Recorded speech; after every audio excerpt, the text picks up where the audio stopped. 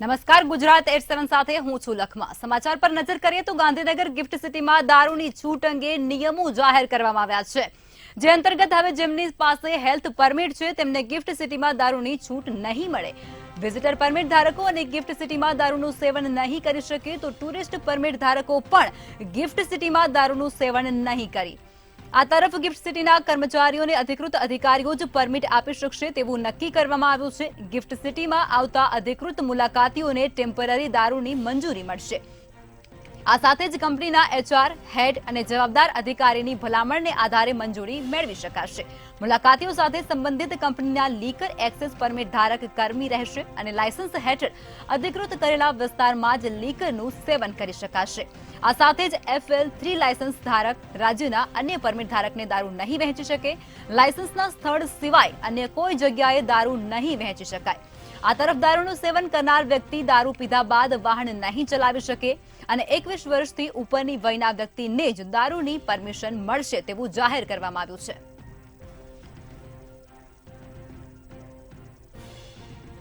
Gift સિટીમાં liquor permission આપવામાં આવ્યું છે, તેના મુદ્દે હવે અનેક સવાલો જે ઉભા થતા હતા તેને લઈ અને પરિપત્ર જાહેર કરવામાં આવ્યું છે। લાયસન્સના સ્થળ સિવાય અન્ય કોઈ પણ જગ્યાએ દારૂ નહીં વહેંચી શકાય તેવું અત્યારે પરિપત્રમાં કહેવામાં આવી રહ્યું છે। ત્યારે જે સવાલો થતા હતા તેને લઈને જવાબો મળી રહ્યા છે। ગાંધીનગરની ગિફ્ટ સિટીમાં દારૂની છૂટ અંગે ઘણા નિયમો છે તે અત્યારે લાગુ કરી દેવામાં આવ્યા છે। જેમની પાસે હેલ્થની પરમિટ હશે તેમને પણ દારૂ નહીં મળે। વિઝિટર પરમિટ ધારકો દારૂનું સેવન નહીં કરી શકે તેવું પણ જાણવા મળી રહ્યું છે। જેમની પાસે હેલ્થ પરમિટ છે તેમને પણ ગિફ્ટ સિટીમાં દારૂની છૂટ નહીં મળે।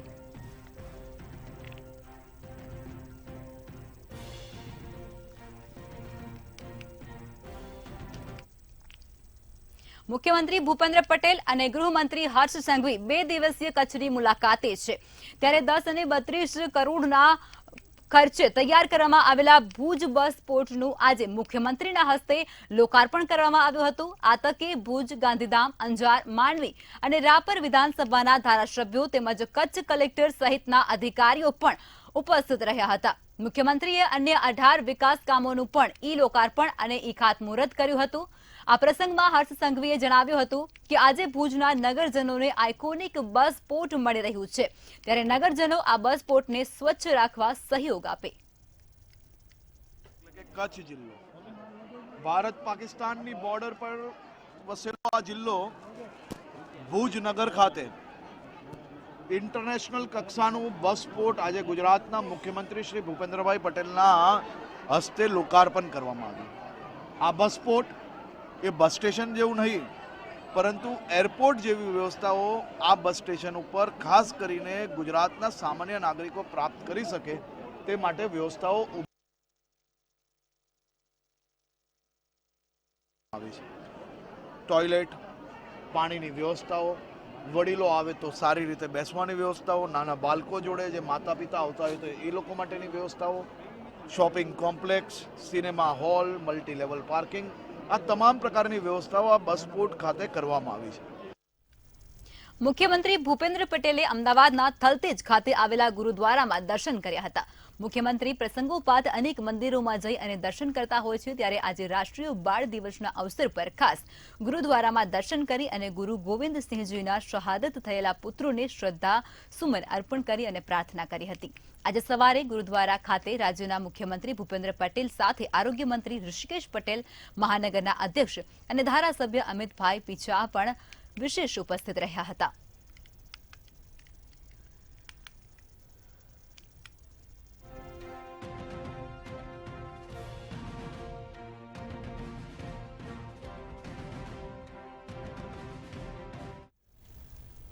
સુરત એરપોર્ટના નવા ઇન્ટિગ્રેટેડ ટર્મિનલ બિલ્ડિંગનું લોકાર્પણ થયા પછી નવા ટર્મિનલ બિલ્ડિંગની ડોમેસ્ટિક સેવાઓનો પ્રારંભ શરૂ કરવામાં આવ્યો છે। ત્યારે દિલ્હીથી સુરત આવેલી ફ્લાઇટના પ્રથમ પેસેન્જરને ગુલાબનું ફૂલ આપી અને એમની પાસે કેક કટિંગ સેરેમની કરવામાં આવી હતી। નવી સુવિધામાં ડોમેસ્ટિક સેવા સુરત એરપોર્ટના નવા ટર્મિનલના ગ્રાઉન્ડ ફ્લોરથી ઇન્ટરનેશનલ સેવા ફર્સ્ટ ફ્લોર સુધી થશે।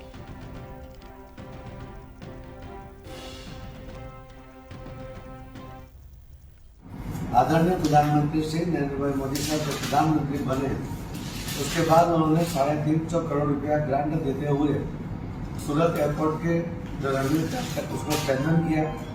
उसकी लेंथ बढ़ाई, टर्मिनल बिल्डिंग दोनों तरफ नहीं बनी और इसकी वजह से लोगों की सुविधा बढ़ी है। आज नए टर्मिनल की आपने शुरुआत की है। मैं एयरपोर्ट के सभी अधिकारियों और कर्मचारियों को बहुत बहुत शुभकामनाएं देता हूँ। દેશના વડાપ્રધાન નરેન્દ્ર મોદીના વિકસિત ભારતના સંકલ્પને સિદ્ધ કરવા માટે રાજ્ય સરકાર દ્વારા ખાસ રોડ મેપ તૈયાર કરવાનું આયોજન કરવામાં આવ્યું છે। વાયબ્રન્ટ સમિટ અંતર્ગત આયોજિત કાર્યક્રમમાં આગામી 10 જાન્યુઆરીએ મહાત્મા મંદિર ખાતે ભારત એટ 2047 માટે ગુજરાત રોડ મેપ સેમિનારનું આયોજન કરવામાં આવ્યું છે, જેમાં નામાંકિત વક્તાઓ પોતાના મંતવ્ય સેમિનારમાં વ્યક્ત કરશે। ગુજરાતના ભવિષ્યને ધ્યાને રાખી અને ગુજરાતની આ સરકાર રોડ મેપ બનાવવા જઈ રહી છે। આ અંગે મહાત્મા મંદિર ખાતે રાષ્ટ્રીય અને આંતરરાષ્ટ્રીય નેતાઓ પણ ખાસ ઉપસ્થિત રહેશે। સાથે સાથે મહિલાઓના નેતૃત્વમાં વિકાસ જેવા મહત્વના વિષય ઉપર પેનલ ડિસ્કશન કરવામાં આવશે। ગાંધીનગર ખાતે યોજાયેલી પત્રકાર પરિષદમાં સામાન્ય વહીવટ વિભાગના સચિવ રાકેશ શંકરે વિકસિત ભારત 2047 માટે આયોજિત કાર્યક્રમ અંગેની વિસ્તૃત માહિતી આપી હતી।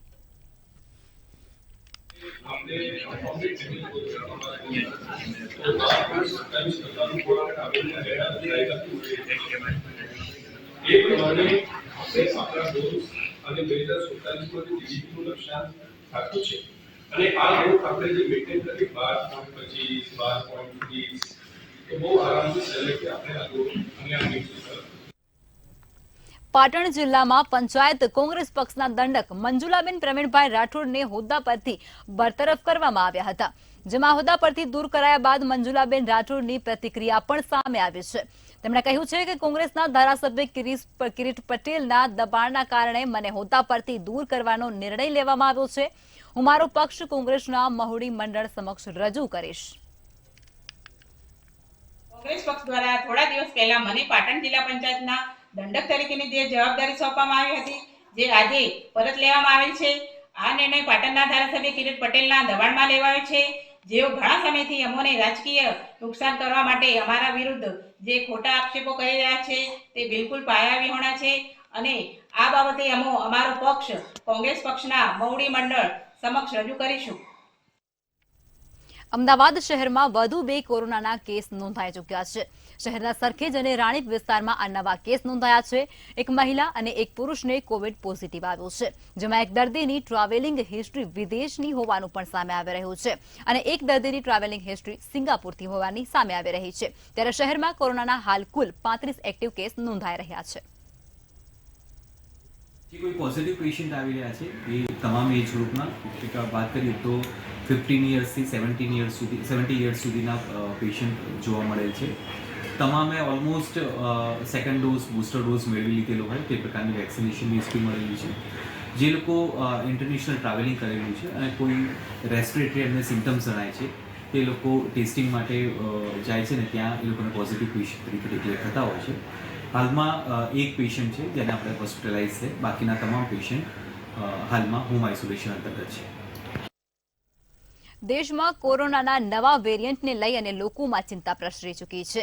ત્યારે ગુજરાતમાં કોરોનાના નવા વેરિયન્ટ સામે તંત્ર દ્વારા તડામાર તૈયારીઓ શરૂ કરી નાખવામાં આવી છે, જેને લઈ અને ભાવનગરની સરટી હોસ્પિટલ દ્વારા પણ પરિસ્થિતિને પહોંચી વળવા માટે તૈયારીઓ શરૂ કરી નાખવામાં આવી છે। તેની સાથે જ લોકોને અપીલ પણ કરવામાં આવી રહી છે કે લોકો બિનજરૂરી પેનિક કરે નહીં અને કોરોનાને ગાઈડલાઈનનું પાલન કરે। સરટી હોસ્પિટલ દ્વારા દવા, સ્ટાફ, ઓક્સિજન અને બેડ વગેરેની તૈયારીઓ કરી દેવામાં આવી છે। ભાવનગરની સિવિલ હોસ્પિટલમાં ઓક્સિજન સુવિધા સાથે 25 બેડ તૈયાર કરવામાં આવ્યા છે।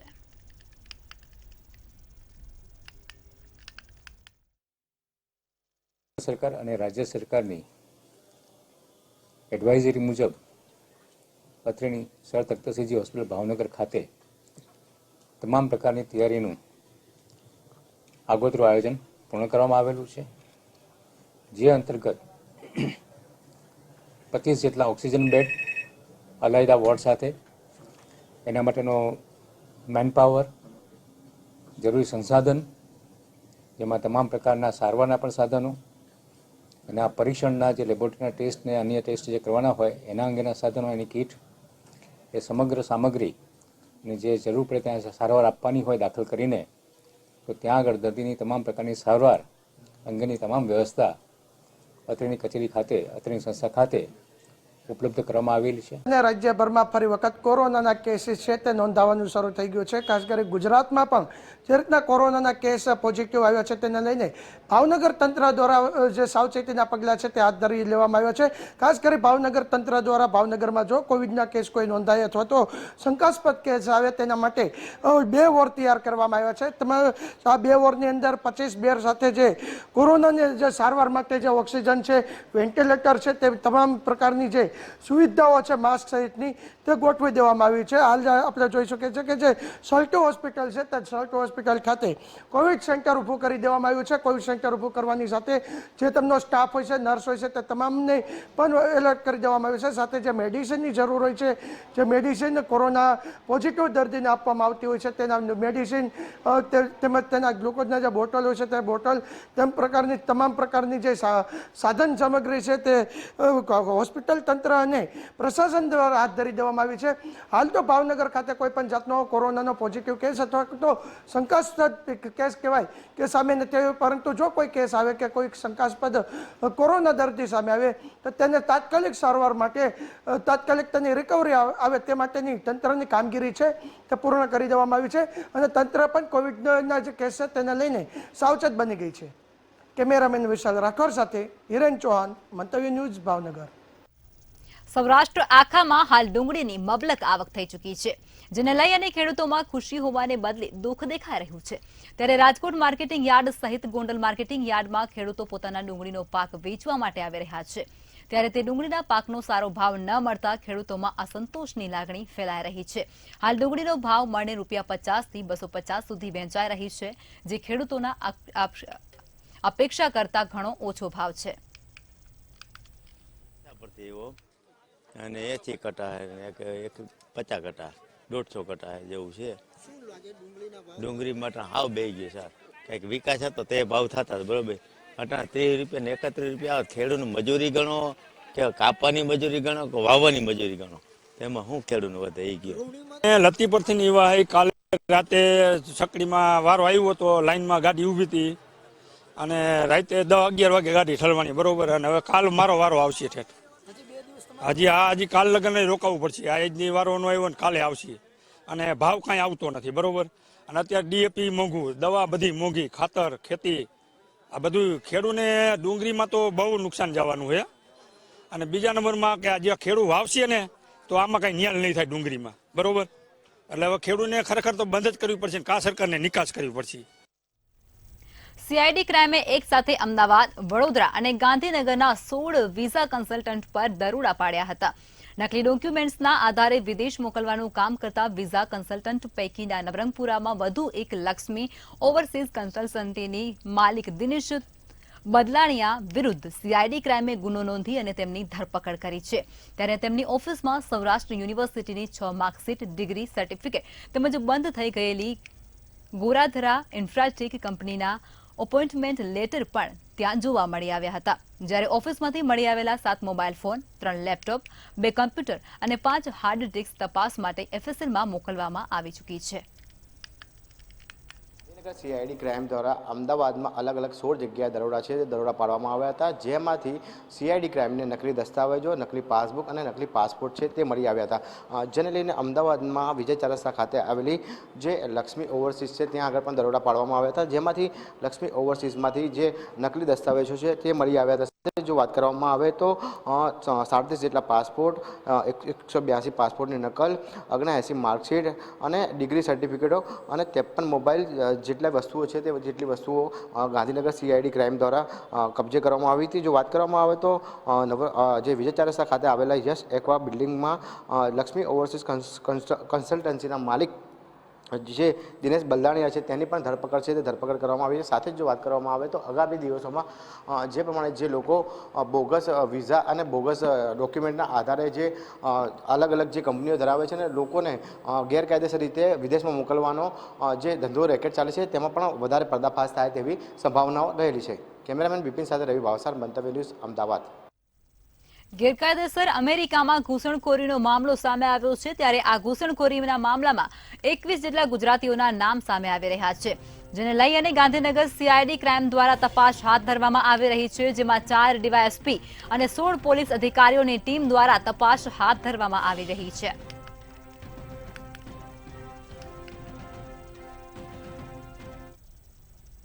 સાબરકાંઠા અને રાજસ્થાનમાં લૂંટફાટ કરનાર ગેંગને ઝડપી લેવામાં આવી છે.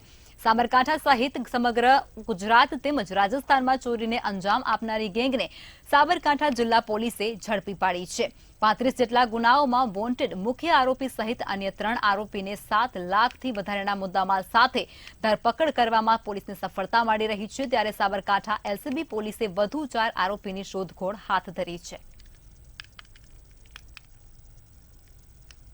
જેમાં રાજસ્થાનમાં જે બીજુડા ગેંગ છે એ એમના સભ્યો હોવાની જાણકારી મળી હતી, જેના આધારે બાતમીના આધારે આ ગેંગના મુખ્ય આરોપી ભગવાન અને બીજા 3 એમ 4 આરોપીને પકડવામાં આવ્યા હતા અને પૂછપરછ દરમિયાન ટોટલ સાબરકાંઠા જિલ્લાના 5 ગુના એમાં ડિટેક્ટ થાય છે અને અન્ય મહેસાણા, ગાંધીનગર જિલ્લાના બીજા 6 ગુના એટલે ટોટલ 11 ગુના ડિટેક્ટ થાય છે અને 7.65 લાખ જેટલો મુદ્દામાલ પણ રિકવર કરેલો છે. અરવલ્લીમાં મોડાસા તાલુકામાં સૌથી વધુ મકાઈના પાકની ખેડૂતો દ્વારા વાવણી કરવામાં આવ્યા છે, જ્યાં વાતાવરણમાં અચાનક થયેલા ફેરફારને કારણે મકાઈમાં પાનખાવ નામની ઈયળ પડતા ખેડૂતો હેરાન પરેશાન થઈ રહ્યા છે. મોડાસા તાલુકાના બામણવાડ ગામના ખેડૂતોએ મકાઈની વાવણી કરી છે, ત્યારે મકાઈમાં નવા ફૂટી રહેલા ડુંગના છુપાઈ રહેલા પાનખાવ ઈયળ પાકનું સફાયું કરતી હોવાથી ખેડૂતો ચિંતિત બન્યા છે. ખેતીવાડી વિભાગ દ્વારા આ રોગ માટે યોગ્ય માર્ગદર્શન આપવામાં આવે, જેથી ખેડૂતો પોતાના પાકનો બચાવ કરી શકે તેવી માંગ ખેડૂતો દ્વારા કરવામાં આવી છે. અને મેં મકાઈ વાયેલી છે 5 વીઘામાં, જેની અંદર ભૂંગળીની ઈયર આ વાદળછાયા વાતાવરણમાં માવઠાને લઈને આવેલી છે. હાલ જબરદસ્ત ખર્ચો કરવા છતાં પણ એનું રિઝલ્ટ મળતું નથી. અત્યાર સુધીમાં 10 થી 15 હજાર રૂપિયા ખર્ચો થઈ ચૂક્યો છે. અને બીજી બાજુ વીજળીની એક સમસ્યા છે કે જે રાત્રે વીજળી 12:30 થી સવારે 8:30 એટલે વીજળીની પણ સમસ્યા છે. રાતે મકાઈની અંદર પાણી વારવા જવાતું નથી. ખેડૂત બધી બાજુ લાચાર છે અને દરેક બાબતે એને તકલીફ હોય છે. તો આ મીડિયા માધ્યમથી અમે સરકારને વિનંતી કરીએ કે આ બાબતે કંઈક વિચારવું એવી અમારી ઈચ્છા. આપણે વાદળાના કારણે અંદર ઈયળનો ઉપડતો એટલું બધું છે કે મતલબ 2 વાર દવાનો છંટકાવ કરવાથી પણ રિઝલ્ટ મળ્યું નથી. બરાબર છે, 10 થી 15 હજાર જેવો ખર્ચો થયો છે અને એક બાજુ લાઇટની સમસ્યા એવી છે, મતલબ અમારે દિવસનું લાઇટ મતલબ મકાઈમાં 50% જેવી નુકસાની તો છે એટલો ખર્ચો કરતા. નર્મદા નદીની પરિક્રમા કરવા માટે મોટી સંખ્યામાં પરિક્રમાવાસીઓ નર્મદા ખાતે આવી પહોંચ્યા છે, જ્યારે નર્મદા જિલ્લામાંથી પસાર થતી નર્મદા નદીની પરિક્રમા કરવામાં આવતા ભક્તો માટે વિનામૂલ્યે રહેવાની, જમવાની અને વિસામો કરવાની વ્યવસ્થા કરવામાં આવી છે. નર્મદાની પરિક્રમામાં કુલ 350 કિલોમીટરની કરવાથી મોક્ષની પ્રાપ્તિ થાય છે તેવું કહેવાય છે અને કહેવામાં આવે છે કે ગંગા સ્નાનને, યમુના પાને અને નર્મદાના દર્શન પવિત્ર થવા છે. उसके अंदर उल्लेख किया हुआ है कि गंगा नहाने से पाप नष्ट होते, लेकिन नर्मदा पुराण में लिखा है नर्मदा परिक्रमा, नर्मदा स्नान से शाप मुक्ति भी मिलती है. पाप मुक्ति और शाप मुक्ति दोनों ही मिलती है. और 24 तारीख को जब हम निकले तो 100-150 किलोमीटर जाने के बाद शूलपानी करके एक जंगल, तो उधर पगडंडी से आते हुए वो बहुत डिफिकल्ट एरिया है, पहाड़ है, मतलब नाला है, दरी है, नदी है और डिफिकल्ट कम से कम 150-200 किलोमीटर का सफ़र है. और नर्मदा मैया के साथ होने के कारण, उनका नाम लेने के कारण पूरे नर्मदा खंड में ये जो पैदल परिक्रमा करते हैं इनके लिए अलग अलग आश्रम बनाए हैं, वहाँ पे उनकी व्यवस्था होती है. वैसे ही अपने यहाँ पे तिलकवाड़ा तहसील में वासन गांव में जो उत्तरवाहिनी नर्मदा के लिए प्रख्यात है पूरे भारतवर्ष में, वहाँ पे हमने वासुदेव आश्रम किया है. यहाँ पे हर परिक्रमा के लिए चाह, नाश्ता, दोनों समय का भोजन, निवास और उनके लिए दवाई, ये सब सुविधा निःशुल्क है. अभी हम तिलकवाड़ा वासन ये वासुदेव आश्रम में रुके हैं, तो यहाँ पे भी बहुत सुंदर व्यवस्था है, खाने पीने की, रहने की और आसन, दवा भाई सब पूरा व्यवस्था निःशुल्क है. अभी यहाँ से भी हम ओंकारेश्वर हमारा लास्ट रहेगा। जो मैया जी का जो हमने पूजन किया है जल, वो पूजा करते सुबह शाम दोनों समय में आरती हो जाती है। वही मैया का जो जल वापस परिक्रमा पूर्ण हो जाएगी तब ओंकारेश्वर पे वो जल चढ़ाया जाएगा। ધંધુકા ખાતે રાષ્ટ્રીય સ્વયંસેવક સંઘની જિલ્લા કક્ષાની શિબિર યોજવામાં આવી હતી। આ ત્રિદિવસીય વિજય પ્રયાણ શિબિરમાં 98 સ્થાનો પરથી 14 થી 78 વર્ષના સ્વયંસેવકો ઉપસ્થિત રહ્યા હતા। ત્યારે શિબિર દરમિયાન સંઘ સ્વયંસેવકોનું વિશાળ પક્ષ સંચાલન પણ યોજાયું હતું તેમજ યુવાનોમાં રાષ્ટ્રભાવના જાગૃત થાય તેવા ઉદ્દેશ્ય સાથે આ શિબિરનું આયોજન ગોઠવવામાં આવ્યું હતું।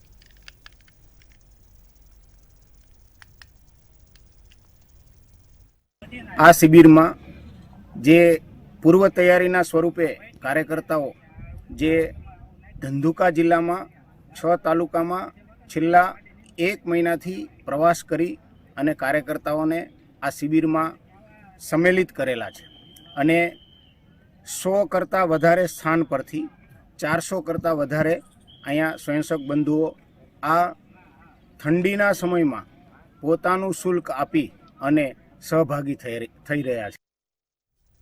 વડોદરામાં મધ્યસ્થ જેલમાં ભારતની નામાંકિત ટ્રાવેલ્સ બેગ સફારીનું ઉત્પાદન કરવામાં આવી રહ્યું છે। ત્યારે જેલમાં પાકા કામના કેદીઓ દ્વારા રોજ 2500 થી 3000 બેગ બનાવવામાં આવી રહી છે। મધ્યસ્થ જેલમાં રોજ અંદાજિત 1.25 કરોડ રૂપિયાની સફારી ટ્રાવેલ્સ બેગનું ઉત્પાદન થઈ રહ્યું છે। સફારી બેગનું ઉત્પાદન ખૂબ જ મોટા પ્રમાણમાં કરવામાં આવી રહ્યું છે, જેમાં કેદીઓને દર મહિને 8000 થી 11000 રૂપિયા સુધીની આવક પણ થઈ રહી છે। वडोदरा मध्यस्थ जेल में कैदियों को रोज़गार मिले, इसके लिए सफारी बैग मैन्युफैक्चरिंग कंपनी से MOU किया गया था और जेल के भीतर कुल 4 असेंबली लाइन एस्टेब्लिश की गई थी। आज की स्थिति में सफारी यूनिट में कुल 160 कैदी काम कर रहे हैं और एक दिन में लगभग 2200 से लेके 2500 बैग तक का प्रोडक्शन हो रहा है। और सफारी में काम कर रहे कैदी औसतन महीने का 5000 से लेके 8500 रुपये तक की आमदनी कर पा रहे हैं, जो कि एक स्वागत योग्य कदम है। ભારતની પ્રથમ જેલ કે જ્યાં જેલના કેદીઓ પણ તેના પરિવારને આત્મસન્માનથી જીવાડી શકે। આપ જોઈ શકો છો મંતવ્યની ટીમ પહોંચી છે વડોદરા મધ્યસ્થ જેલ। અહીંયા જે જેલના પાકા કામના કેદીઓ છે એ ભારતની નામાંકિત બેગ સફારી બેગ બનાવી રહે છે અને પ્રધાનમંત્રીની ઈચ્છા કે તમામ દેશના લોકો આત્મનિર્ભર બને, એટલે દેશના લોકોની સાથે સાથે જે પાકા કામના કેદીઓ છે તેમનો પરિવાર પણ આત્મસન્માન સાથે જીવી શકે તે માટે અહીંયા ભારતની નામાંકિત સફારી બેગ બનાવવામાં આવી છે। અને મહત્વની બાબત એ છે કે આ જેલના કેદીઓ અહીંયા રોજ 2500 બેગ એટલે અંદાજિત 1 કરોડથી પણ વધુ રકમની બેગ બનાવી રહ્યા છે। આપણે અહીંના જે કેદી છે એમની સાથે વાત કરીશું। શું કહો છો, સફારી બેગ બનાવી રહ્યા છો, રોજ કેટલી બનાવો છો અને આ તમે કેવી રીતના કામ શીખ્યા છો? અમે પહેલા લગભગ 5 વર્ષથી આ કામ શીખેલા છે અને દરરોજની 2500 થી 3000 બેગ બનાવીએ છીએ। દર મહિને અમે ઓછાપાત્ર 6 થી 7000 રૂપિયાનો પગાર પાડીએ છીએ અને અમારો આર્થિક મદદરૂપ ઘર પરિવારને આર્થિક મદદરૂપ થઈ શકીએ છીએ, જેને હેતુથી આ જે સારું છે અને આ કરવા જેવું યોગ્ય છે। શું કહો છો, સરકારે તમારો પરિવાર આત્મસન્માન સાથે જીવી શકે એ માટે આ ઉદ્યોગ કર્યો છે, આ સરકારના પગલા માટે સરકારને શું કહેશો? સરકારે જે કર્યું એ કેદી ભાઈઓ માટે સારું કર્યું છે અને આવું અનેક બીજા કે ઘણા કાર્યક્રમો આવા થવા જોઈએ જેથી ઘણા કેદીઓને આવો લાભ મળી શકે।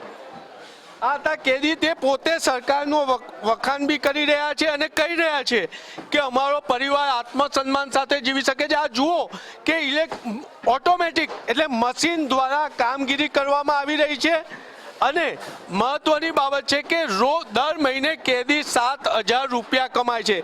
આપણે બીજા ભાઈ સાથે પૂછીશું, શું કહો છો, તમને કેટલા વર્ષની સજા થઈ છે અને અહીંયા તમે સફારી? અમદાવાદમાં કાંકરિયા કાર્નિવાલ યોજાઈ ચૂક્યો છે, જે અત્યારે ધૂમ મચાવી રહ્યો છે। હજારોની સંખ્યામાં લોકો મુલાકાતીઓ ત્યાં પહોંચી રહ્યા છે। આજે પણ કાર્નિવાલમાં માનવ મહેરામણ ઉમટી પડ્યું હતું। કાર્નિવાલમાં અલગ અલગ આકર્ષણોએ લોકોને ઘેરલું લગાડ્યું છે। વસુદેવ કુટુંબકમની થીમ પર સાંસ્કૃતિક કાર્યક્રમોનું આયોજન પણ ત્યાં યોજાઈ ચૂક્યું છે. ગરબા, રાજસ્થાનના ઘુમર નૃત્ય સહિત વિવિધ કાર્યક્રમો છે તે અહીં કરવામાં આવી રહ્યા છે. લોક ડાયરો, હાસ્ય દરબાર સહિતના અનેક કાર્યક્રમો પણ અહીં આયોજિત કરવામાં આવ્યા છે.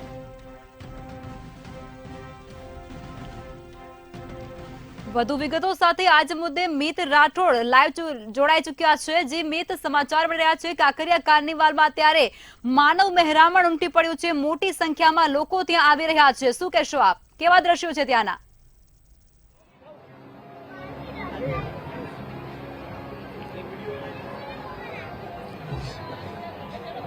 જી ઉર્વિશા, લખમાં જે આજે કાંકરિયા કાર્નિવલનો બીજો દિવસ છે ત્યારે અહીંયા ખૂબ જ મોટી સંખ્યામાં, હજારોની સંખ્યામાં જે પર્યટકો છે તે અહીંયા પહોંચી ચૂક્યા છે. સાથે જ જે લેઝર શો છે નગીનાવાણીમાં, ત્યાં હું અહીંયા ઉપસ્થિત છું. લોકો ખૂબ મોટી સંખ્યામાં લેઝર શો જોવા પણ અહીંયા આવી રહ્યા છે. સાથે જે નાના બાળકો છે તે પણ અહીંયા આવી રહ્યા છે અને જે રાઇડ છે તેની મજા લઈ રહ્યા છે. સાથે જ લોકો જે બોટિંગની વ્યવસ્થા અહીંયા કરવામાં આવી છે તેની અંદર જે લાઇટો સાથેની બોટિંગ છે તેની પણ ખૂબ આનંદ લઈ રહ્યા છે. અને સાથે જે આજે શો થવાનો છે, આજે જે વરુણ દેવ યાદવ જે છે, જે બોલિવૂડ સિંગર છે, તેમનો આજે લાઈવ કોન્સર્ટ થવાનો છે. તેમાં પણ ખૂબ વધુ સંખ્યાની અંદર લોકો જોડાયા છે. અને સાથે અન્ય જે કાર્યક્રમો છે, સાથે જ રક્તદાનનો પણ અહીંયા એક કાર્યક્રમ કરવામાં આવ્યો છે જેથી લોકો સામાજિક ફરજ તરીકે પોતાની ભૂમિકા આપી શકે. સાથે જ અહીંયા લોકો જે રાઇડ્સ છે તેની પણ આનંદ માણી રહ્યા છે અને સાથે જ ખાણીપીણીની પણ મજા લઈ રહ્યા છે. અને સાથે અન્ય જે નગીનાવાડી છે તેમાં લેઝર શો છે તેનું પણ સુંદર આયોજન કરવામાં આવ્યું છે. અને લેઝર શો સાથે લોકો જે છે તે અહીંયા લેઝર શો સાથે જે અન્ય સાઉન્ડ શો છે તેનો પણ ખૂબ જ આનંદ માણી રહ્યા છે. જી જે મિત, માહિતીઓ સાથે જોડાવા બદલ આપનો આભાર.